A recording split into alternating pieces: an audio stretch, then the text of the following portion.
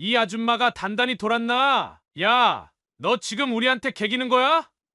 우리가 어떤 사람들인지 알고 겁대가리 없이 덤벼? 서울의 변두리 시간이 더디게 흘러가는 듯한 낡은 동네가 있었습니다. 휘어지고 갈라진 골목길 양옆으로 낮은 지붕의 집들이 다닥다닥 붙어 있었고 담벼락에는 희미한 연탄 자국과 아이들의 낙서가 세월처럼 남아 있었죠. 서지혜 씨에게 이 동네는 아련한 유년의 기억과 동의어였습니다. 지금 그녀가 사는 반듯하고 깨끗한 아파트와는 너무도 다른 풍경이었지만 그녀의 뿌리가 시작된 곳, 그리고 고단했지만 강인했던 어머니의 삶이 녹아 있는 곳이었기 때문입니다. 그녀의 어머니는 이 동네 재래시장 한쪽 구석에서 평생 채소를 팔았습니다. 동트기 전 새벽 경매장에서 좋은 물건을 떼와 좌판에 정성껏 펼쳐놓고 해 진력까지 손님을 맞았죠. 지혜 씨는 코올리게 시절부터 어머니의 작은 조수였습니다. 학교가 끝나면 책가방을 던져두고 노점으로 달려가 채소 다듬는 것을 돕고 서툰 솜씨로 잔돈을 거슬러 주곤 했어요. 시장은 그녀에게 학교보다 더 많은 것을 가르쳐 준 살아있는 교실이었습니다. 정직하게 땀 흘려번 돈의 가치, 넉넉하지 않아도 서로에게 김치 한 쪽이라도 나눠주던 상인들의 훈훈한 정, 가리고 세상의 거칠고 부당한 단면들까지도요. 유난히 순하고 말이 없었던 어머니는 종종 억울한 일을 당했습니다. 값을 제대로 치르지 않고 물건을 슬쩍 가져가는 얌체 손님, 술에 취해 와서 괜한 트집을 잡고 행패를 부리는 동네 건달들, 더 좋은 자리를 차지하려고 은근히 어머니를 밀어내던 억척스러운 상인들. 어머니는 속상해도 그저 꾹 참거나 내가 운이 없어서 그렇다며 스스로를 탓하기 일쑤였습니다. 법이나 권력은 그런 어머니에게 너무 멀리 있는 이야기처럼 보였죠. 어린 지혜 씨는 그런 어머니를 지켜보며 남몰래 소가리를 했습니다. 왜 착한 사람은 당하고만 살아야 할까? 왜 세상은 약한 사람에게 더 가혹할까?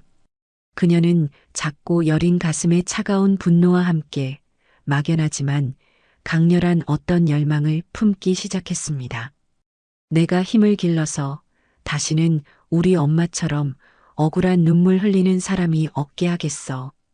그것이 구체적으로 어떤 힘인지 어떤 길인지는 몰랐지만 그 다짐은 그녀의 삶을 이끄는 등대가 되었습니다. 어머니는 딸의 그런 속내를 눈치채지 못하고 그저 공부 열심히 해서 자신처럼 힘들게 살지 않기만을 바랄 뿐이었습니다. 지혜 씨는 그런 어머니의 기대를 저버리지 않았습니다. 독하게 마음먹고 공부해 모두가 어렵다고 말하는 시험에 합격했고 마침내 번듯하고 안정된 삶의 기반을 마련할 수 있었습니다. 하지만 그 기쁨을 어머니와 함께 나누지 못했습니다. 어머니는 지혜 씨의 합격 소식을 들은 지 얼마 지나지 않아 평생의 고단함을 내려놓듯 조용히 눈을 감으셨기 때문입니다. 시간이 흘러 서지혜 씨는 혼자 살고 있었습니다.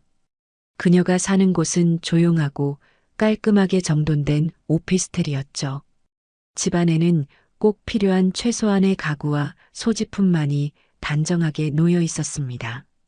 그녀의 성격을 보여주듯 모든 것이 제자리에 정돈되어 있었고 군더더기가 없었죠. 그녀의 일상은 대체로 조용하고 규칙적이었습니다. 퇴근 후에는 주로 집에서 시간을 보냈습니다. 저녁 식사 후에는 창가에 놓인 작은 화초에 물을 주거나 조용한 클래식 음악을 들으며 책을 읽었습니다. 책장에는 다양한 분야의 책들이 꽂혀 있었지만 유난히 인간의 삶과 사회의 모습에 대해 깊이 생각하게 만드는 책들이 많았죠. 가끔 오랜 친구와 만나 차를 마시거나 주말에는 미술관을 찾아 조용히 그림을 감상하는 것이 그녀가 즐기는 몇 안 되는 외부 활동이었습니다. 화려하거나 시끄러운 것을 좋아하지 않았고 혼자만의 시간을 통해 에너지를 얻는 편이었죠. 다른 사람들은 그녀를 보고 차분하고 내성적이지만 어딘가 다가가기 어려운 구석이 있다고들 했습니다. 그녀는 자신의 속마음을 쉽게 드러내지 않았고 늘 일정한 거리를 유지하는 듯 보였으니까요. 어머니의 기일이 다가오는 가을의 문턱이었습니다. 유난히 하늘이 높고 푸르던 주말 오후 지혜 씨는 창밖을 보며 깊은 생각에 잠겨 있었습니다. 어머니가 돌아가신 지도 벌써 여러 해가 흘렀지만 기일이 다가오면 어김없이 가슴 한쪽이 시큰거리고 먹먹해졌습니다. 어머니의 부재는 시간이 흘러도 익숙해지지 않는 빈자리였죠. 그녀는 문득 아주 오랜만에 어머니를 위해 무언가를 하고 싶다는 강한 충동을 느꼈습니다. 어머니가 살아계실 때 가장 좋아하셨던 음식, 소박하지만 정성이 가득 담긴 나물 비빔밥.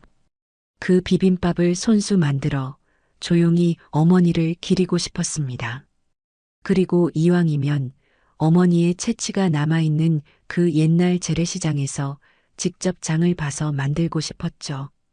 그녀는 옷장에서 가장 수수하고 편안한 옷을 골라 입었습니다. 화장기 없는 얼굴에 머리를 단정히 묶고 현관 구석에 오랫동안 놓여있던 어머니의 낡은 시장 바구니를 꺼내 들었습니다. 바구니는 세월의 흔적을 고스란히 간직하고 있었습니다. 닳아서 반질거리는 나무 손잡이, 여기저기 긁히고 빛바랜 옆면.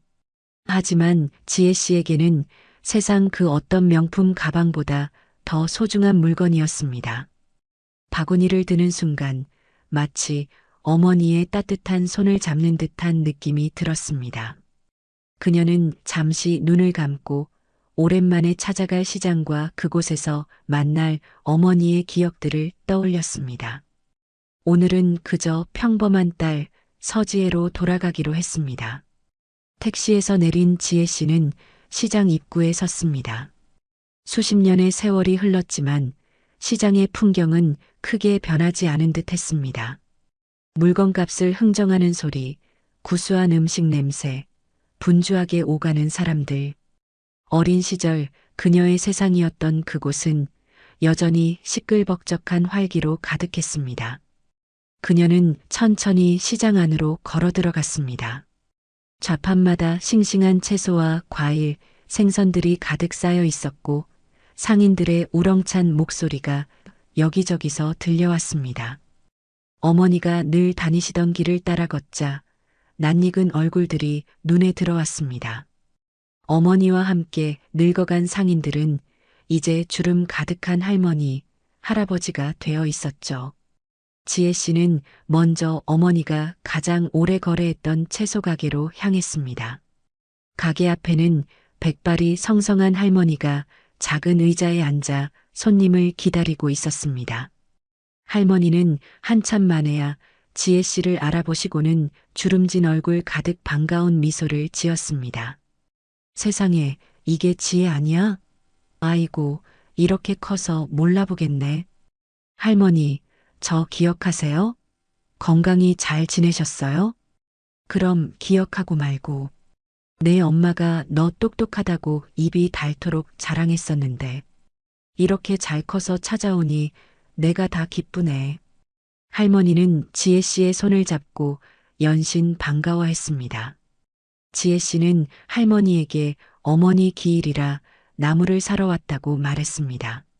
할머니는 내 엄마가 제일 좋아했던 거지라며 시들거나 상한 곳 하나 없는 가장 좋은 나물들로만 골라 봉지에 듬뿍 담아주었습니다. 덤으로 파릇한 쪽파 한 줌까지 얹어주면서요. 고맙습니다, 할머니. 별 말씀을. 내 엄마 생각해서라도 더 챙겨주고 싶지. 다음에 또 들러. 따뜻한 인사를 나누고 발걸음을 옮겼습니다. 어머니가 좋아하시던 즉석 김가게, 손두부 가게를 차례로 들러 바구니를 채워나갔습니다. 오랜만에 느껴보는 시장의 온기와 사람들의 인정에 지혜 씨의 마음도 조금씩 녹아내리는 듯 했습니다. 바구니가 제법 묵직해졌을 때쯤 그녀는 잠시 쉬어가고 싶어졌습니다. 어머니와 함께 가끔 들르던 작은 분식집이 아직 그대로 있는지 궁금했죠. 시장 안쪽 조금 후미진 골목으로 들어섰을 때였습니다. 어머니가 좋아하시던 반찬들을 하나씩 바구니에 채워 넣으며 서지혜 씨의 마음은 잠시나마 평온을 되찾은 듯 했습니다. 어린 시절의 따스한 기억들이 현실의 고단함을 잠시 잊게 해주었죠. 그녀는 이제 어머니와 가끔 들르곤 했던 시장 안쪽의 작은 분식집으로 발걸음을 옮겼습니다. 허름하지만 늘 정갈했고 멸치 육수 향이 구수하게 풍겨 나오던 곳. 그곳에서 따끈한 잔치국수 한 그릇을 먹으며 잠시 숨을 고르고 싶었습니다. 시장 안쪽 골목은 바깥보다는 조금 한산했지만 여전히 사람 사는 냄새로 가득했습니다. 좁은 길 양옆으로 오래된 가게들이 늘어서 있었고 호객하는 소리 대신 두런두런 이야기를 나누는 상인들의 목소리가 정겹게 들려왔죠. 지혜 씨는 천천히 걸으며 주변 풍경을 눈에 담았습니다. 모든 것이 빠르게 변하는 세상 속에서 이곳만큼은 시간이 더디게 흐르는 것 같아 묘한 안도감을 느꼈습니다. 그런데 골목 어귀에 다다랐을 때 그녀는 불현듯 공기가 달라졌음을 감지했습니다. 조금 전까지 느껴졌던 정겹고 평화로운 분위기는 온데간데였고 어딘가 불편하고 긴장된 기운이 감돌았죠. 몇몇 상인들은 가게 안으로 들어가 버렸고 길을 가던 사람들도 슬금슬금 그 주변을 피해서 돌아가는 눈치였습니다. 그리고 그 긴장의 중심에는 대여섯 명의 젊은이들이 있었습니다. 골목길 한가운데를 점령하듯 서서 시끄럽게 떠들고 있는 그들은 누가 봐도 평범한 시장 손님들과는 이질적인 존재들이었습니다. 값싸 보이는 번쩍이는 액세서리, 몸에 딱 달라붙거나 헐렁한 옷차림, 그리고 무엇보다 주변을 아랑곳하지 않는 오만하고 불량스러운 태도. 그들은 서로 욕설을 섞어가며 낄낄거렸고 지나가는 사람들을 일부러 툭툭 치거나 노골적으로 훑어보며 불쾌감을 조성했습니다. 마치 자신들의 존재감을 과시하고 이 구역이 자신들의 영역임을 선포하는 듯한 모습이었죠. 무리의 중심에는 유난히 험악한 인상의 청년 박민준이 팔짱을 낀 채 서 있었습니다. 그는 주변의 기척을 살피는 듯 날카로운 눈빛으로 좌우를 훑었고 이따금씩 옆에 있는 일행에게 무언가를 지시하는 듯 짧게 말을 던졌습니다. 그의 말 한마디에 일행들은 과장되게 웃거나 고개를 끄덕이며 복종적인 태도를 보였죠. 지혜 씨는 본능적으로 그들을 피해야겠다고 생각했습니다.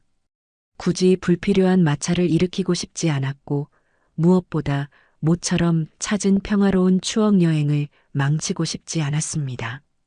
그녀는 최대한 벽 쪽으로 붙어서 그들의 눈에 띄지 않게 조용히 지나가려 했습니다. 바닥만 보며 종종 걸음으로 그들 옆을 스쳐 지나가려는 찰나였습니다. 어이, 거기. 박민준의 나른하면서도 위압적인 목소리가 지혜 씨의 등 뒤에 꽂혔습니다. 지혜 씨는 순간 온몸이 굳는 것을 느꼈지만 애써 못 들은 척 계속 걸어가려 했습니다. 하지만 그들 중 하나가 재빨리 그녀의 앞을 가로막았습니다. 껄렁한 미소를 입에 문 젊은이였습니다. 아줌마, 귀 먹었어? 우리 형님이 부르잖아. 동시에 뒤쪽에 있던 다른 일행이 그녀의 어깨를 뒤에서 거칠게 잡아챘습니다. 균형을 잃은 지혜 씨는 속수무책으로 앞으로 고꾸라질 뻔했지만 간신히 몸을 추슬렀습니다. 그 바람에 손에 들고 있던 시장 바구니와 긴 봉지가 바닥으로 힘없이 떨어지고 말았습니다. 와장창 하는 소리와 함께 바삭하게 구워진 김 조각들이 사방으로 파편처럼 튀었고 봉지가 터지면서 하얀 손두부가 흙바닥에 흉하게 뭉개졌습니다. 애써 고른 파릇한 나물들은 흙먼지와 뒤섞여 더 이상 원래의 색을 알아볼 수 없을 정도로 더럽혀졌죠. 순간 골목 안의 모든 움직임과 소리가 멎었습니다. 지나가던 사람들은 걸음을 멈추고 불안한 눈빛으로 이쪽을 쳐다보았고 가게 안에 있던 상인들도 걱정스러운 표정으로 문틈으로 상황을 살폈습니다. 마치 시간이 멈춘 듯한 정적 속에서 오직 박민준 일당의 낮은 킬킬거림만이 불쾌하게 울려 퍼졌습니다. 아이씨, 눈깔 똑바로 안 뜨고 다니나. 사람 치겠네. 적반하장이었습니다. 먼저 길을 막고 어깨를 잡아챈 것은 자신들이었음에도 박민주는 모든 책임을 지혜 씨에게 돌리며 고함을 질렀습니다. 그는 바닥에 널브러진 음식물들을 보란 듯이 구둣발로 지식이며 혐오감을 드러냈습니다. 이게 다 뭐야? 쓰레기를 길바닥에 버리면 어떡해? 꼴 좋다. 아줌마 살림 못하는 거 티내네. 다른 일당들도 기다렸다는 듯이 한마디씩 거들며 지혜 씨를 조롱했습니다. 그들의 눈빛에는 약자를 괴롭히는 데서 오는 비열한 즐거움이 가득했습니다. 지혜 씨는 망연자실한 표정으로 바닥에 흩어진 것들을 내려다보았습니다. 단순히 음식을 못 먹게 된 것이 문제가 아니었습니다. 어머니를 기리기 위해 정성껏 준비했던 마음, 소중하게 간직해온 추억의 한 조각이 더러운 발길에 무참히 짓밟힌 기분이었습니다. 가슴 깊은 곳에서부터 뜨거운 분노와 함께 서러움이 복받쳐 올랐습니다. 어린 시절 힘없이 당하기만 했던 어머니의 모습이 눈앞에 어른거렸습니다. 아니, 이제는 달라. 나는 더 이상 그때의 무력한 소녀가 아니야. 그녀는 떨리는 다리에 힘을 주고 천천히 자리에서 일어섰습니다. 그리고는 허리를 꼿꼿이 세우고 박민준과 그의 일당들을 차례로 응시했습니다. 그녀의 눈빛은 더 이상 슬픔이나 당혹감이 아니었습니다. 오랜 세월 내면에 단단하게 쌓아온 어떤 원칙과 신념에서 비롯된 차갑고도 흔들림 없는 빛을 뿜어내고 있었죠. 당신들이 먼저 길을 막고 나를 밀쳤습니다. 그리고 내 물건을 이렇게 망가뜨렸고요. 사과하세요. 그녀의 목소리는 낮고 차분했지만 그 안에는 거역할 수 없는 단호함이 실려 있었습니다. 예상치 못한 그녀의 태도에 박민주는 잠시 할 말을 잃은 듯 했습니다. 늘 겁을 먹고 피하거나 혹은 울며 사정하던 약자들의 반응과는 너무도 달랐기 때문입니다. 하지만 그는 이내 특유의 오만한 미소를 되찾고는 조롱하듯 말했습니다. 사과? 이 아줌마가 단단히 돌았나? 야, 너 지금 우리한테 개기는 거야? 우리가 어떤 사람들인지 알고 겁대가리 없이 덤벼. 그는 과시하듯 자신의 팔뚝에 희미하게 남은 문신 자국을 슬쩍 보여주기까지 했습니다. 주변에 있던 일행들도 위협적으로 지혜 씨에게 다가서며 그녀를 애워싸는 듯한 대형을 만들었습니다.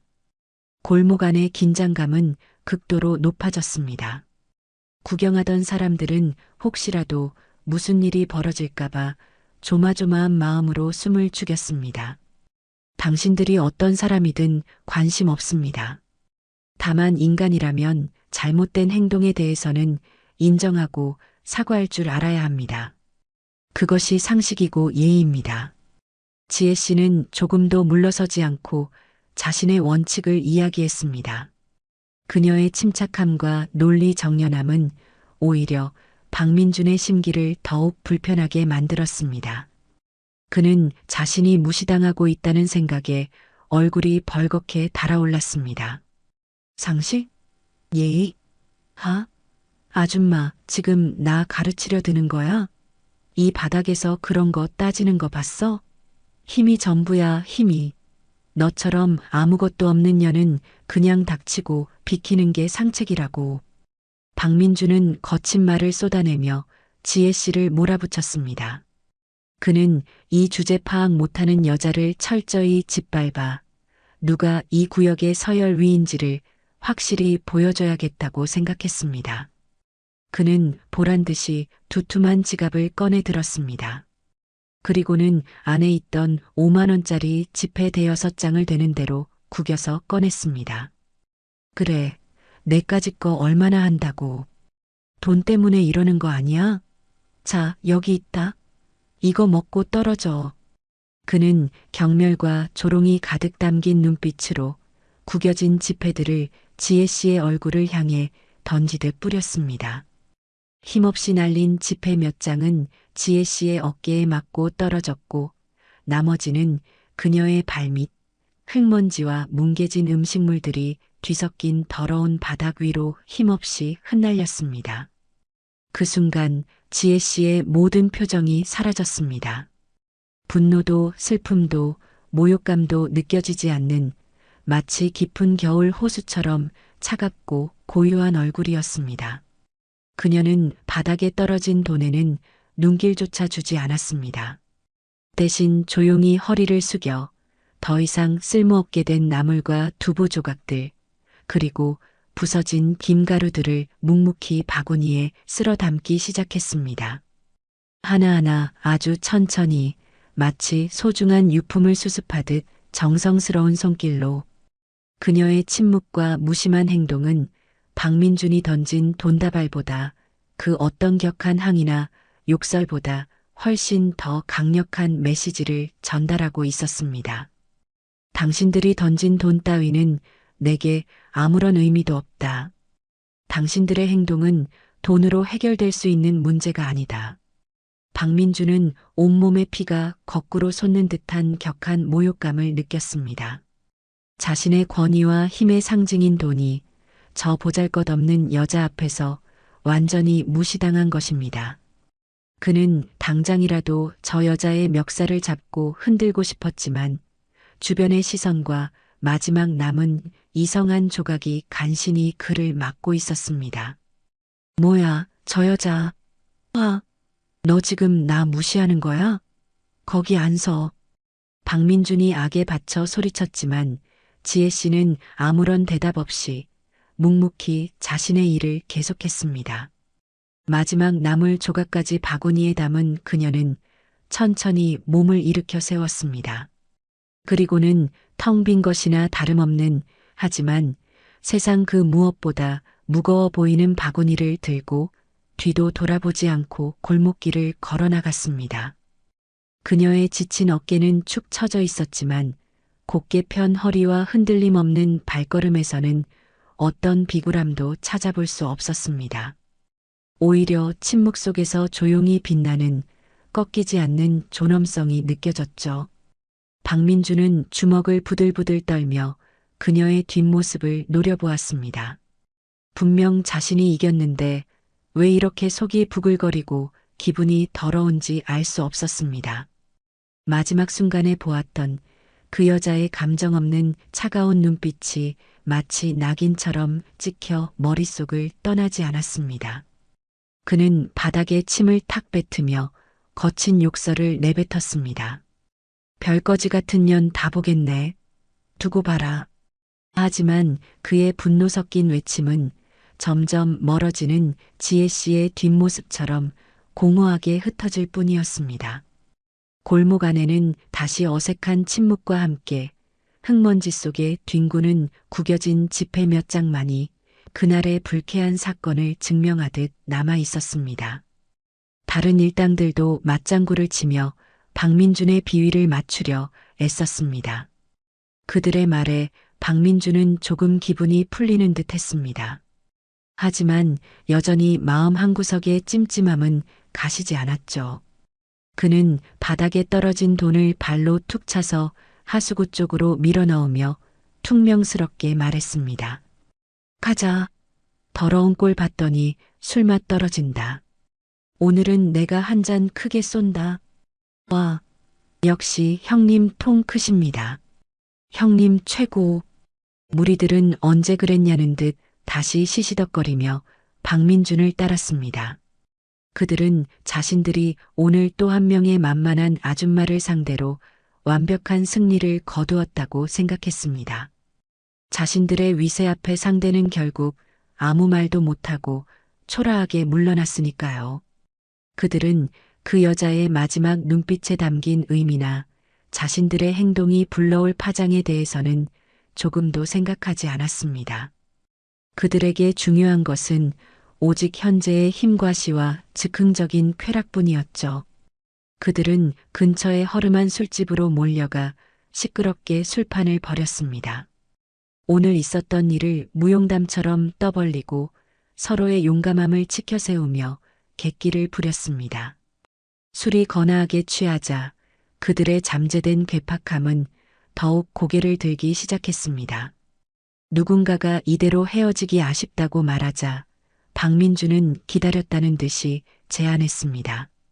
좋아. 오늘은 그냥 넘어가지 말고 밤새 제대로 한번 놀아보자. 어디 가서 삥이라도 좀 뜯어볼까? 그의 말에 몇몇은 신나서 환호했고 몇몇은 잠시 망설이는 듯 했지만 결국 분위기에 휩쓸려 동조했습니다. 그렇게 그날 밤 술기운과 그릇된 영웅심리에 취한 박민준 일당은 또 다른 범죄의 그림자를 드리우기 시작했습니다. 그들에게 시장에서의 일은 그저 스쳐 지나가는 수많은 사소한 사건 중 하나일 뿐이었고 자신들의 행동이 어떤 나비 효과를 불러올지는 꿈에도 상상하지 못하고 있었습니다.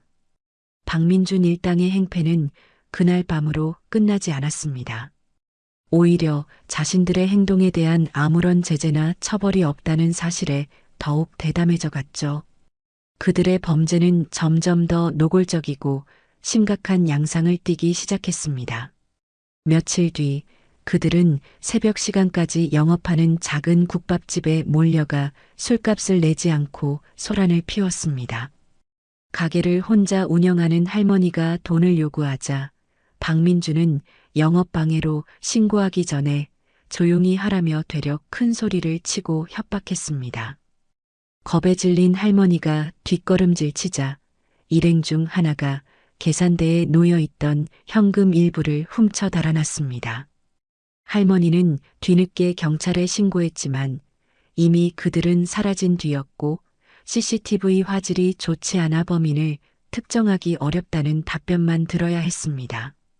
할머니는 그날 이후 밤에 가게 문을 여는 것이 두려워졌다고 토로했습니다. 또 다른 날에는 밤늦게 배달 오토바이를 타고 가던 아르바이트 학생을 집단으로 둘러싸고 위협하여 현금을 빼앗는 일도 벌어졌습니다. 학생은 혹시라도 더 큰 해코지를 당할까봐 가진 돈을 모두 내어줄 수밖에 없었죠. 이들은 점점 더 약하고 방어 능력이 없는 사람들을 표적으로 삼았습니다. 노인, 여성, 청소년 등 자신들의 힘을 과시하고 쉽게 돈을 빼앗을 수 있는 대상을 노린 것입니다.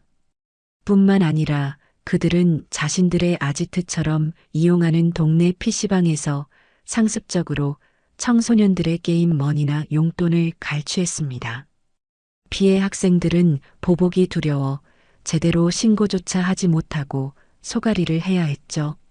한 번은 피해 학생의 부모가 이 사실을 알고 강하게 항의하자 박민주는 되려 애들 문제는 애들끼리 해결하게 놔두라며 뻔뻔하게 굴었고 밤에 몰래 찾아가 그 집 때문에 붉은색 스프레이로 욕설을 써놓는 비열한 보복행위까지 저질렀습니다.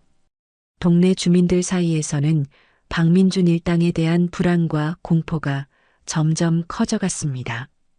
밤에 다니기가 무섭다. 저놈들 때문에 장사하기 힘들다. 경찰은 도대체 뭘 하는 건지 모르겠다. 하지만 대부분의 주민들은 직접적인 피해를 보지 않는 이상 혹은 보복이 두려워 쉽사리 나서지 못하고 쉬쉬하는 분위기였죠. 그들의 악행은 마치 독버섯처럼 조용히 하지만 확실하게 동네 전체를 병들게 하고 있었습니다. 그들은 자신들이 법 위에 군림하고 있다고 착각했습니다. 몇 번의 사소한 말썽들은 운 좋게 혹은 약간의 합의금으로 해결되었고 그것이 그들에게 법 별거 아니네라는 가릇된 학습 효과를 준 것입니다. 그들은 자신들이 파놓은 수렁의 깊이를 알지 못한 채 점점 더 깊은 곳으로 빠져들고 있었습니다. 그리고 그들의 모든 행동은 그들이 알지 못하는 사이에 차곡차곡 기록되고 있었습니다. CCTV 영상, 피해자들의 눈물 어린 진술, 분노한 주민들의 익명 제보들이 조금씩 모여 거대한 댐의 균열을 만들고 있었던 것입니다. 서지혜 씨는 시장에서의 일을 애써 잊으려 노력했습니다. 일상으로 돌아와 그녀는 다시 자신의 일에 몰두했습니다. 그녀의 일은 엄청난 집중력과 냉철한 판단력을 요구하는 것이었습니다. 사소한 감정의 동요나 개인적인 경험이 업무에 영향을 미쳐서는 안 되었죠. 하지만 그날의 기억은 생각보다 깊은 흔적을 남겼습니다. 서류 더미 속에서 문득문득 박민준의 오만한 얼굴과 모욕적인 행동들이 떠올랐고, 그때마다 그녀는 자신도 모르게 미간을 찌푸리거나 주먹을 꽉 쥐곤 했습니다. 그녀는 단순히 개인적인 불쾌감을 넘어 사회의 만연한 부조리와 약자를 향한 나쁜 짓에 대해 다시 한번 생각하게 되었습니다. 자신이 지금 있는 위치에서 무엇을 할 수 있을까? 어떻게 하면 어머니가 겪었던, 그리고 자신이 겪었던 것과 같은 일들을 조금이라도 줄일 수 있을까? 그녀는 퇴근 후 관련 판례나 기사들을 찾아보기 시작했습니다. 상습적인 난동이나 갈취 행위에 대한 처벌 수위, 피해자 보호 시스템의 현황 등 자신이 할 수 있는 범위 내에서 이 문제에 대해 더 깊이 알아보고 싶어졌습니다. 그러던 중 그녀는 우연히 인터넷 지역 커뮤니티 게시판에서 익명의 글 하나를 발견했습니다. 자신이 사는 동네는 아니지만 시장이 있던 그 동네의 치안 문제에 대한 글이었죠. 최근 젊은 불량배들의 행패가 심해져 상인들과 주민들의 불안이 커지고 있다는 내용이었습니다. 댓글에는 비슷한 피해를 호소하거나 특정 무리들을 지목하는 내용들이 달려 있었습니다. 지혜 씨는 직감적으로 그들이 시장에서 마주쳤던 박민준 일당일 것이라고 생각했습니다. 그녀는 해당 게시글과 댓글들을 꼼꼼히 읽어 내려갔습니다. 피해 사례들은 생각보다 훨씬 많고 심각했습니다. 단순한 시비나 소란 수준을 넘어 명백한 범죄 행위들이 버젓이 벌어지고 있었죠. 그녀는 답답함을 느꼈습니다. 왜 이런 일이 계속 반복되는데도 제대로 된 조치가 이루어지지 않는 것일까? 피해자들은 왜 더 적극적으로 나서지 못하는 것일까? 물론 그 이유를 모르는 것은 아니었습니다. 보복에 대한 두려움, 신고 절차의 번거로움, 그리고 설마 나에게 더 큰 일이 생기겠어? 하는 안일함 혹은 체념. 마치 과거 자신의 어머니가 그러셨던 것처럼 말이죠. 그녀는 자신이 직접 나서서 무언가를 할 수는 없다는 것을 알았습니다. 하지만 이대로 방관하고 싶지도 않았습니다. 그녀는 익명으로 해당 지역 경찰서 민원 게시판에 글을 남겼습니다. 최근 지역 커뮤니티에서 제기되고 있는 특정 불량배들의 상습적인 행패 문제에 대해 언급하며 보다 적극적인 순찰과 수사를 촉구하는 내용이었죠.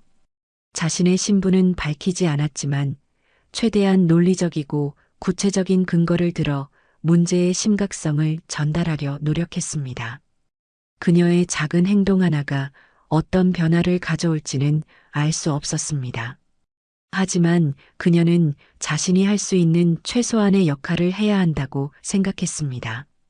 마치 어둠 속에서 희미한 촛불 하나를 켜는 심정으로. 그리고 그녀가 알지 못하는 사이 그녀의 글은 단순한 민원으로 끝나지 않았습니다. 이미 박민준 일당에 대한 신고와 제보가 여러 건 누적되어 있던 상황에서 논리 정연하고 설득력 있는 그녀의 글은 담당 경찰관과 수사팀의 주의를 끌었고 그들의 상습적인 범죄 행위에 대한 보다 체계적이고 강력한 수사를 시작하는 작은 계기가 되어 주었습니다. 보이지 않는 곳에서 정의를 향한 움직임이 조금씩 시작되고 있었던 것입니다. 서지혜 씨가 남긴 익명의 민원글은 그저 수많은 민원 중 하나로 묻힐 수도 있었습니다. 하지만 공교롭게도 그 글은 상습적인 불량배 문제로 골머리를 앓고 있던 관할 경찰서의 베테랑 형사 김진철 팀장의 눈에 띄었습니다. 김 팀장은 최근 몇 달 사이 박민준 일당과 관련된 신고 및 제보가 눈에 띄게 늘어난 것을 예의주시하고 있었습니다. 여러 사건들로 죄질이 점점 더 나빠지고 있었지만 결정적인 증거 부족이나 피해자들의 진술 번복 등으로 번번이 수사에 어려움을 겪고 있었죠. 피해자들은 보복을 두려워했고 목격자들은 엮이기 싫어 입을 다물었습니다. 김 팀장은 답답함과 함께 일종의 무력감마저 느끼고 있었습니다. 그러던 차에 발견한 지혜 씨의 글은 달랐습니다. 단순한 감정적인 호소나 막연한 불안감 토로가 아니었죠. 비록 익명이었지만 글에는 최근 발생한 여러 사건들이 일목요연하게 정리되어 있었고 피고인들의 행동 패턴과 상습성에 대한 날카로운 분석, 그리고 이것이 지역 사회에 미치는 악영향까지 논리적으로 지적하고 있었습니다. 마치 법률 전문가가 작성한 의견서처럼 느껴질 정도였죠. 김 팀장은 이 글이 단순한 주민의 민원이 아닐 수도 있다고 직감했습니다. 어쩌면 이 사건에 대해 깊이 고민하고 오랫동안 지켜봐 온 누군가의 목소리일지도 모른다고 생각했죠. 그는 이 글을 계기로 흩어져 있던 박민준 일당 관련 사건들을 하나로 묶어 제대로 된 수사를 진행해야겠다고 결심했습니다. 그는 즉시 팀원들을 소집하여 특별수사팀 구성을 지시했습니다. 지금까지 박민준 일당 관련해서 들어온 신고, 제보, 사건 기록 전부 다시 검토해. 사소한 거 하나라도 놓치지 말고. 특히 피해자들 다시 만나서 진술 확보하고 필요한 경우 신변 보호 조치까지 검토해. 김 팀장의 지시에 따라 수사팀은 분주하게 움직이기 시작했습니다. 과거 기록들을 샅샅이 뒤져 박민준 일당의 유사범죄 전력들을 확인했고 최근 발생한 사건들의 피해자들을 다시 찾아가 설득하며 구체적인 진술과 증거를 확보하는 데 주력했습니다. 처음에는 보복을 두려워하며 입을 열기 꺼리던 피해자들도 경찰의 적극적인 수사 의지와 신변 보호 약속에 조금씩 마음을 열기 시작했습니다.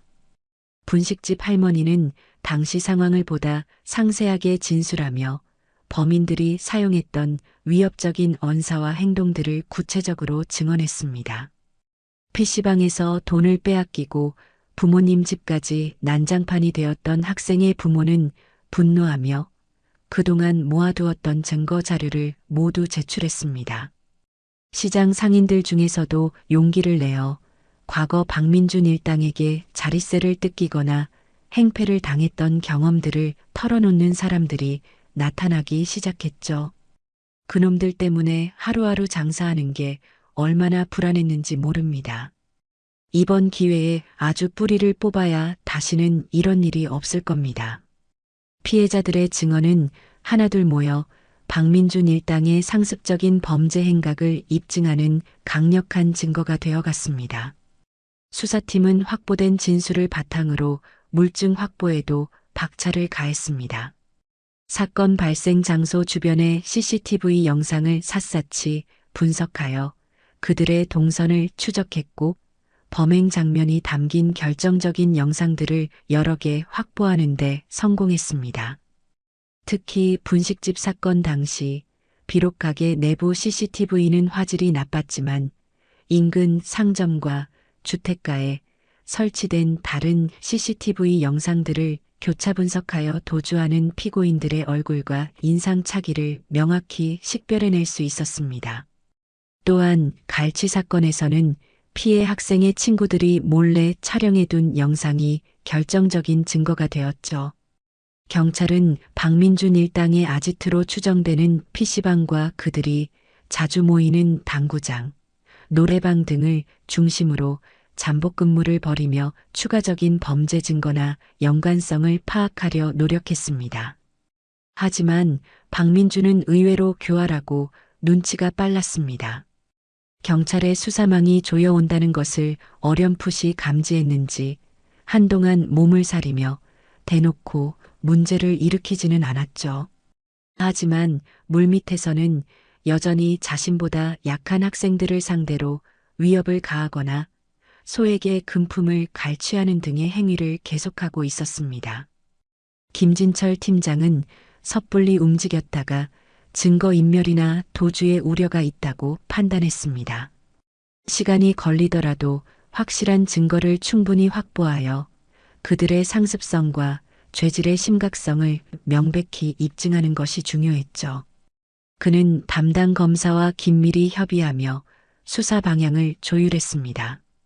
박민준 일당 사건을 배당받은 담당 검사 역시 이 사건의 심각성을 인지하고 있었습니다. 단순한 불량배들의 치기 어린 행동으로 치부할 것이 아니라 지역사회의 안전을 위협하는 상습적인 범죄 조직으로 규정하고 엄단해야 한다는 입장이었죠. 검사는 경찰이 확보한 증거들을 면밀히 검토하며 추가적인 증거 보강 지시와 함께 법리적인 검토를 진행했습니다. 특히 여러 건의 범죄를 하나로 묶어 상습범 가중 처벌을 적용하고 범죄단체, 조직 및 활동 혐의까지 적용할 수 있을지를 신중하게 검토했습니다. 시간은 다소 걸렸지만 수사는 차근차근 진행되었습니다. 흩어져 있던 퍼즐 조각들이 하나씩 맞춰지면서 박민준 일당의 추악한 실체가 점점 더 명확하게 드러나고 있었습니다.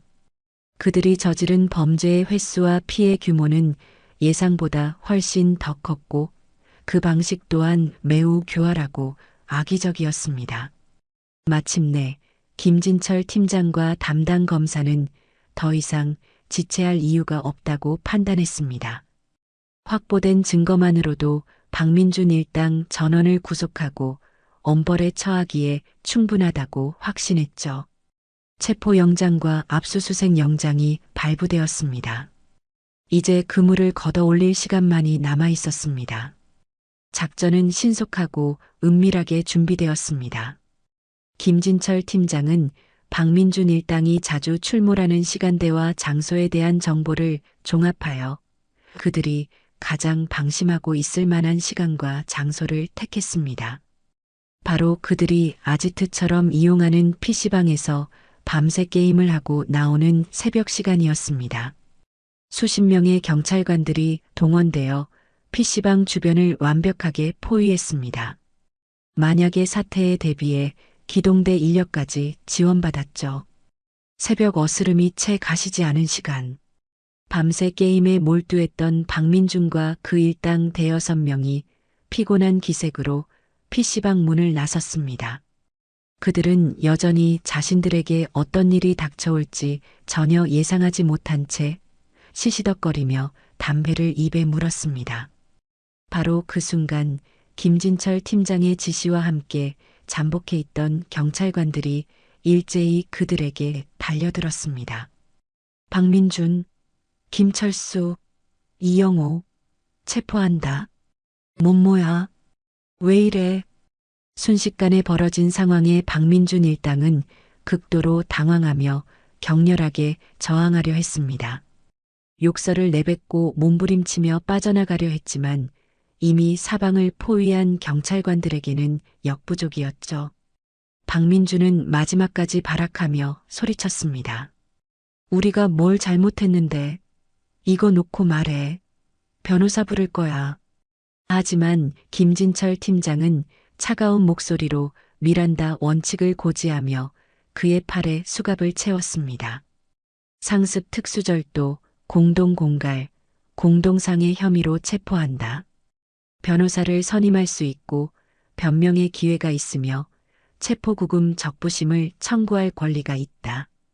수갑이 채워지는 차가운 금속성 소리와 함께 박민준의 얼굴에서 마지막 남은 오만함마저 사라지고 공포와 당혹감이 그 자리를 대신했습니다.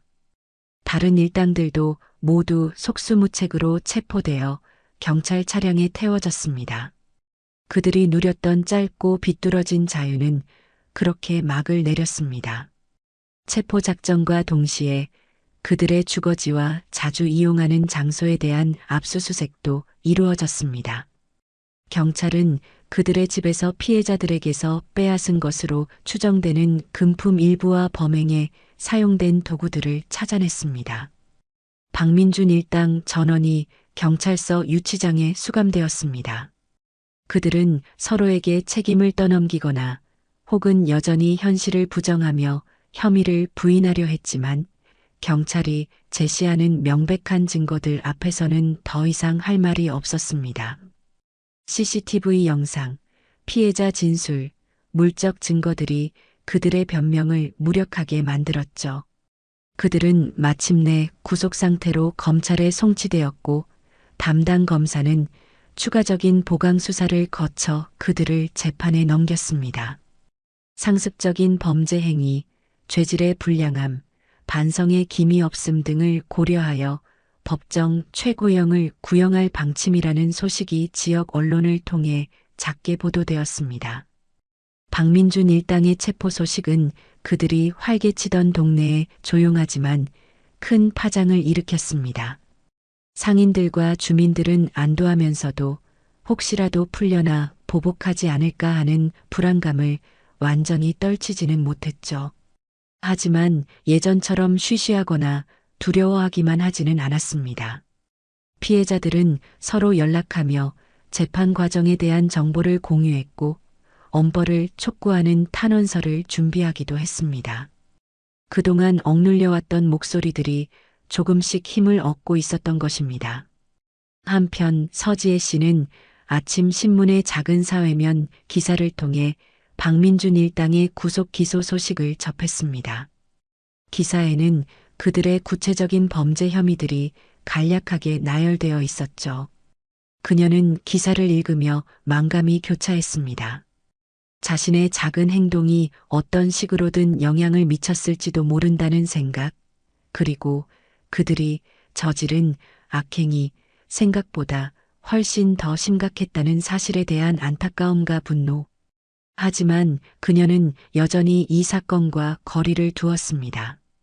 그녀의 역할은 거기까지였습니다. 이제 남은 것은 사법 시스템 안에서 공정한 법의 심판이 내려지기를 기다리는 것뿐이었죠. 그녀는 다시 자신의 일상으로 돌아갔습니다.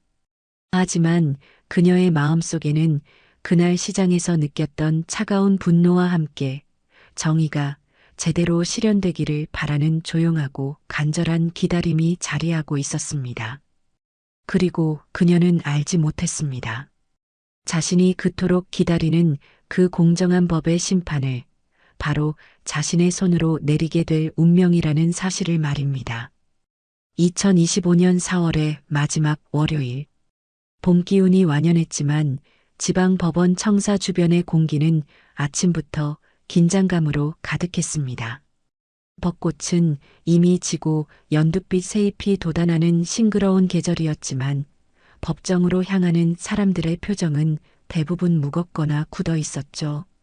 오늘은 상습적인 범죄 행각으로 지역사회를 불안에 떨게 했던 박민준 일당에 대한 첫 정식 공판이 열리는 날이었습니다. 법정 앞 복도에는 일찍부터 방청석을 채우려는 피해자들과 그 가족들, 그리고 언론사 기자 몇몇이 모여들기 시작했습니다.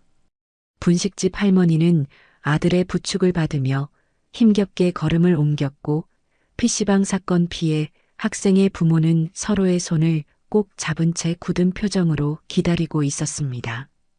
그들의 눈빛에는 불안감과 함께 이번에야말로 정의가 실현되기를 바라는 간절함이 서려 있었죠. 잠시 후 교도관들에게 이끌려 피고인들이 모습을 드러냈습니다. 구치소 생활에 조금은 수척해진 듯했지만 박민준을 비롯한 일당들의 표정에는 여전히 진정한 반성보다는 불만과 초조함이 더 많이 읽혔습니다. 그들은 변호인과 짧게 몇 마디를 나누며 애써 주변의 시선을 외면하려 했죠. 마치 자신들이 저지른 죄의 무게를 아직도 실감하지 못하는 듯한 태도였습니다. 개정 시간이 다가오자 사람들은 차례로 법정 안으로 입장했습니다. 높은 천장과 딱딱한 나무 의자, 그리고 정면에 놓인 판사석과 법원 휘장. 법정 특유의 엄숙하고 차가운 분위기가 공간을 가득 메웠습니다.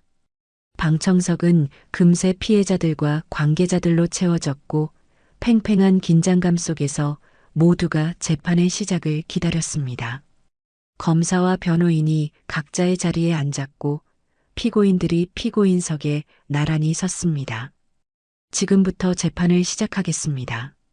서기의 개정 선언과 함께 법정 오른쪽 문이 열리고 오늘의 재판을 주관할 판사가 입장했습니다.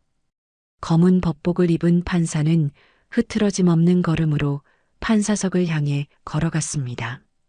다소 젊어 보이는 여성 판사였지만 곧게 편 어깨와 다부진 표정에서는 범접하기 어려운 위엄과 냉철함이 느껴졌죠. 모든 사람이 기립하여 예를 표했고 판사는 가볍게 목례를 한 뒤 자리에 앉았습니다. 그녀는 잠시 법정 전체를 둘러보며 분위기를 살피는 듯 했지만 그 눈빛은 어떤 감정도 드러내지 않고 깊고 고요했습니다. 피고인들 모두 앞으로 나오세요.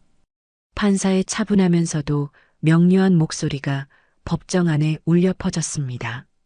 박민준을 포함한 피고인들은 마지못해 피고인석 앞으로 나란히 섰습니다.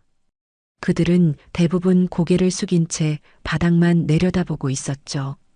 판사는 서기에게 피고인들의 인적사항 확인을 지시했습니다. 서기가 피고인들의 이름과 생년월일, 주소 등을 차례로 호명하며 본인 여부를 확인했습니다. 피고인 박민준. 서기의 부름에 박민준은 마지못해 네 하고 짧게 대답했습니다. 여전히 고개를 숙인 채였죠. 고개 드세요. 재판부를 보고 대답합니다. 판사의 지시에 박민준은 순간 움찔했지만 마지못해 천천히 고개를 들었습니다. 습관처럼 판사의 얼굴을 확인하려던 그의 시선이 판사석에 앉아 있는 여성 판사의 얼굴과 마주쳤습니다. 바로 그 순간 박민준의 온 세상이 멈추는 듯 했습니다. 시간이 얼어붙고 주변의 모든 소리가 차단된 채 오직 판사의 얼굴만이 그의 시야를 가득 채웠습니다. 저 여자? 머릿속이 하얗게 비면서 숨 쉬는 것조차 잊어버렸습니다. 믿을 수 없다는 듯 그의 동공이 격렬하게 흔들리기 시작했습니다. 아주 분명히 몇 달 전 그 지저분한 시장 골목에서 자신들이 아줌마라고 부르며 조롱하고 비웃고 발밑에 돈까지 던지며 모욕했던 바로 그 여자였습니다. 시장에서 봤던 수수한 옷차림과 낡은 바구니 대신 지금 그녀는 엄숙한 검은 법복을 입고 있었습니다. 겁먹고 초라해 보였던 표정 대신 지금 그녀의 얼굴에는 자신들의 운명을 결정할 절대적인 권위를 가진 자의 냉철함과 엄숙함이 서려 있었습니다. 왜 저 여자가 여기에? 그것도 판사석에? 말도 안 돼, 이건 꿈이야. 박민준은 자신의 눈을 의심하며 필사적으로 현실을 부정하려 했습니다. 하지만 판사의 얼굴은 너무나도 선명했고 그녀가 자신을 내려다보는 그 차갑고도 깊이를 알 수 없는 눈빛은 시장에서 마주쳤던 바로 그 눈빛이었습니다. 그때는 그저 기분 나쁜 여자라고 생각했던 그 눈빛 속에 숨겨져 있던 의미를 그는 이제야 뼈저리게 깨달았습니다. 온몸에서 식은땀이 비 오듯 흘러내렸습니다. 심장이 미친 듯이 뛰어 귀가 먹먹해졌고 다리가 풀려 휘청거렸습니다. 만약 교도관이 옆에서 부축하지 않았다면 그대로 바닥에 주저앉았을지도 모릅니다. 피고인 박민준? 판사가 다시 한번 그의 이름을 불렀지만 그는 아무런 대답도 할 수 없었습니다. 그는 그저 공포와 경악으로 벌어진 입을 다물지 못한 채 판사석의 여인, 바로 서지의 판사를 넋 나간 사람처럼 바라볼 뿐이었습니다. 그의 극단적인 반응에 옆에 있던 다른 일당들도 이상함을 느끼고 고개를 들어 판사를 쳐다보았습니다. 그리고 그들 역시 시간차를 두고 한 명씩 얼어붙기 시작했습니다. 헉! 저 여자. 믿을 수 없는 현실 앞에서 그들의 얼굴은 하나같이 새하얗게 질려갔고 공포에 질린 신음소리가 여기저기서 터져 나왔습니다. 피고인들의 갑작스러운 집단적인 동요에 법정 안은 순식간에 술렁거리기 시작했습니다. 방청석의 피해자들과 가족들, 변호인과 검사, 심지어 법정 경위들까지도 영문을 모르겠다는 듯 어리둥절한 표정으로 피고인들을 바라보았습니다. 오직 판사석의 서지의 판사만이 이 모든 소란 속에서도 미동조차 없이 침착함을 유지하고 있었습니다. 그녀는 마치 아무 일도 없었다는 듯 혹은 이 모든 상황을 이미 예상했다는 듯 차갑고 냉정한 표정으로 피고인들을 내려다볼 뿐이었죠. 이제 진짜 게임은 시작된 것이었습니다. 정숙. 법정에서는 정숙해 주시기 바랍니다. 서지의 판사는 서기의 제지에도 진정되지 않는 소란에 직접 낮고 단호한 목소리로 주의를 주었습니다. 그녀의 목소리에는 법정의 질서를 유지하려는 강력한 의지가 담겨 있었고 그 위험에 소란은 점차 잦아들었습니다. 하지만 피고인들의 혼란과 공포는 쉽게 가라앉지 않았습니다. 특히 박민주는 거의 패닉 상태에 빠진 듯 보였습니다. 그는 갑자기 무릎을 꿇고 판사석을 향해 필사적으로 외치기 시작했습니다. 판사님, 판사님, 제가 잘못했습니다. 제가 정말 100번 1000번 죽을 죄를 지었습니다.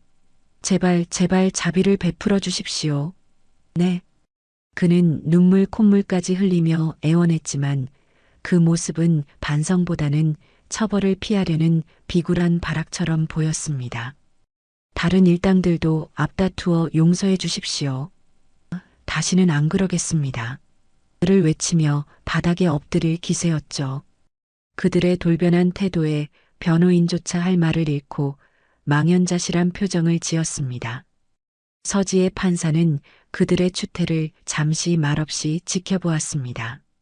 그녀의 눈빛은 차갑게 가라앉아 있었고 그 안에는 일말의 동정심도 찾아보기 어려웠습니다. 그녀는 검사에게 공소사실에 대한 의견 진술을 시작하라고 지시했습니다. 검사는 준비한 자료를 바탕으로 박민준 일당이 저지른 범죄 사실들을 상세하게 설명하며 그들의 상습성과 죄질의 불량함을 강조했습니다. 분식집 할머니를 위협하고 돈을 빼앗으려 한 사건, 청소년들을 상습적으로 갈취하고 보복행위를 한 사건 등 그들의 악행이 하나하나 드러날 때마다 방청석에서는 낮은 탄식과 분노의 목소리가 터져 나왔습니다. 피고인 신문 차례가 되자 지혜 판사는 박민준부터 직접 신문하기 시작했습니다. 그녀의 질문은 날카롭고 집요했습니다. 피고인은 자신보다 약하다고 생각되는 사람들에게 상습적으로 위해를 가하고 금품을 빼앗은 사실을 인정합니까? 피고인은 피해자들이 느꼈을 공포와 고통에 대해 생각해 본 적 있습니까? 피고인은 자신의 행동이 한 개인의 삶뿐만 아니라 지역사회 전체에 어떤 악영향을 미쳤는지 인지하고 있습니까? 박민주는 판사의 얼굴을 제대로 쳐다보지도 못한 채 그저 잘못했습니다. 기억이 나지 않습니다. 같은 말만 횡설수설하며 반복할 뿐이었습니다. 시장 골목에서의 오만하고 거침없던 모습은 온데간데 없었죠. 지혜 판사는 그의 변명을 하나하나 논리적으로 반박하며 그의 위선과 비겁함을 파헤쳤습니다. 그녀는 시장에서의 일을 단 한마디도 언급하지 않았습니다. 하지만 그녀의 모든 질문과 지적 속에는 그날 자신이 겪었던 모욕과 분노, 그리고 사회적 약자들이 겪는 부당함에 대한 깊은 문제의식이 담겨 있었습니다. 다른 피고인들에 대한 신문도 마찬가지였습니다. 그들은 모두 잔뜩 겁에 질려 서로에게 책임을 떠넘기거나 혹은 기억나지 않는다는 말로 일관했지만 서지의 판사의 예리한 질문 앞에서는 속수무책으로 무너져 내렸습니다. 마지막으로 변호인의 최후 변론이 이어졌습니다. 변호인은 피고인들이 현재 깊이 반성하고 있고 아직 젊으며 사회에 봉사할 기회를 달라는 등의 상투적인 말로 선처를 호소했지만 이미 분위기는 완전히 기운 뒤였습니다. 그의 변론은 공허하게 법정안을 맴돌 뿐이었죠. 모든 변론이 끝나고 마침내 선고의 시간이 다가왔습니다. 법정 안에는 숨막히는 긴장감이 감돌았습니다. 모두가 숨을 죽인 채 판사석에 서지의 판사를 주목했습니다. 그녀는 잠시 눈을 감고 호흡을 가다듬는 듯 보였습니다. 그리고는 천천히 눈을 뜨고 준비된 판결문을 들어 올렸습니다. 그녀의 목소리는 이전보다 더욱 낮고 엄숙하게 법정 전체에 울려 퍼지기 시작했습니다. 판결을 선고하겠습니다. 그녀는 먼저 판결 이유를 상세히 설명했습니다. 피고인들의 범죄 사실 하나하나를 명확히 적시하고 그것이 법적으로 어떤 의미를 가지는지 그리고 사회적으로 어떤 해악을 끼쳤는지를 논리정연하게 밝혔습니다. 특히 그들의 범행이 일회성이 아닌 상습적이고 조직적으로 이루어졌다는 점, 반성의 기미가 전혀 보이지 않는다는 점, 그리고 피해자들에게 회복하기 어려운 고통과 상처를 남겼다는 점 등을 강하게 지적했습니다. 피고인들은 인간의 존엄성과 사회 공동체의 기본적인 신뢰를 심각하게 훼손하였습니다. 법은 이러한 반사회적 범죄에 대해 관용을 베풀어서는 안 되며 그에 상응하는 엄중한 책임을 물어야 할 것입니다. 그녀의 목소리에는 추상 같은 단호함이 서려 있었습니다. 듣고 있던 피고인들의 얼굴은 이미 사색이 되어 있었습니다. 마침내 그녀는 판결 주문을 읽기 시작했습니다. 피고인 박민준을 징역 5년에 처한다. 징역 5년이라는 선고가 떨어지는 순간 박민준은 악 하는 비명과 함께 그 자리에 쓰러져 버렸습니다.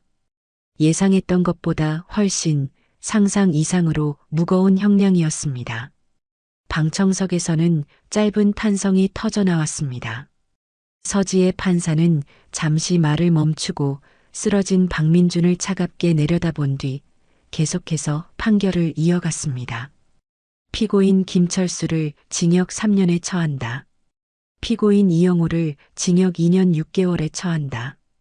피고인 다른 공범들에게도 각각의 죄질에 상응하는 무거운 실형이 차례로 선고되었습니다. 그들은 모두 망연자실하여 울부짖거나 혹은 모든 것을 체념한 듯 고개를 떨구었습니다. 마지막 피고인에 대한 선고까지 마친 서지의 판사는 판결봉을 들어 올렸습니다. 그리고 법정 전체가 주목하는 가운데 힘차게 내리쳤습니다. 땅, 땅, 땅. 3번의 명료하고 단호한 타격음. 그것은 피고인들에게 내려진 냉엄한 법의 심판을 확정하는 소리였고 동시에 오랜 시간 고통받았던 피해자들의 상처 입은 마음에 작은 위로를 건네는 소리처럼 들렸습니다. 그리고 어쩌면 시장 골목에서 짓밟혔던 서지의 자신의 존엄성이 마침내 회복되었음을 알리는 소리였을지도 모릅니다. 교도관들이 울부짖으며 발버둥 치는 피고인들을 제압하여 법정 밖으로 끌고 나갔습니다. 그들의 비참하고 초라한 퇴장은 그들이 과거에 보여주었던 오만하고 괴팍한 모습과 극명한 대조를 이루었습니다. 피고인들이 완전히 사라지자 법정 안을 가득 메웠던 무거운 긴장감이 서서히 녹아내리기 시작했습니다. 피해자들은 서로 부둥켜 안고 눈물을 흘렸습니다. 그것은 슬픔의 눈물이라기보다는 오랜 고통 끝에 마침내 정의가 실현되었다는 안도와 감격의 눈물이었습니다. 분식집 할머니는 다가온 김진철 팀장의 손을 잡고 연신 고맙습니다. 고맙습니다라고 말하며 눈물을 멈추지 못했습니다.